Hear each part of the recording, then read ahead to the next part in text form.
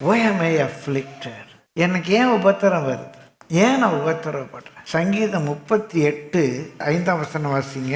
சங்கீதம் நிமித்தம் என் புண்கள் அழுகி என் மதிகேட்டி நிமித்தம் என் புண்கள் அழுகி நாற்றம் எடுத்தது. நம்முடைய மதிகேடு. நம்ம ஃபூலிஷாக சில காரியங்களை செய்கிறோம், ஃபூலிஷாக இன்வெஸ்ட் பண்ணுறோம், ஃபூலிஷாக பழகுறோம், எத்தனையோ பிழைகள் விடுறோம். அதனால வர சஃபரிங்ஸ் என்னெல்லாம் வாசிங்க.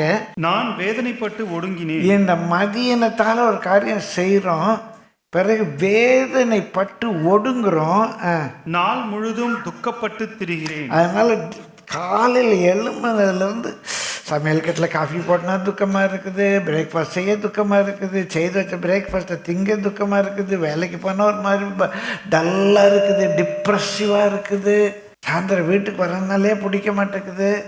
என்னங்க நாள் முழுசும் துக்கப்பட்டு தெரியுது. ஏதோ ஒன்று ஃபூலிஷாக பண்ணிட்டேன், நான் கர்த்தருடைய பிள்ளை, ஆனால் பிகாஸ் ஆஃப் மை ஃபூலிஷ்னஸ் இப்போ நான் சமாதானமே இல்லாமல் நாள் முழுசும் துக்கப்பட்டு திரிகிறேன். என் குடல்கள் எரிபந்தமாய் எரிகிறது. எனக்கு அப்படியே உடம்பு எரியுது, சாப்பிட கூட முடிய மாட்டேங்குது. என் மாம்சத்தில் ஆரோக்கியம் இல்லை. நான் பலனற்று போய் வீக்கா இருக்குது, ரொம்ப ட்ரை ஆயிட்டோம். நான் பலனற்று போய் மிகவும் நொறுக்கப்பட்டேன். என் இருதயத்தின் கொந்தளிப்பினால் கதறுகிறேன். உள்ள அப்படியே ஒரு கதறுது.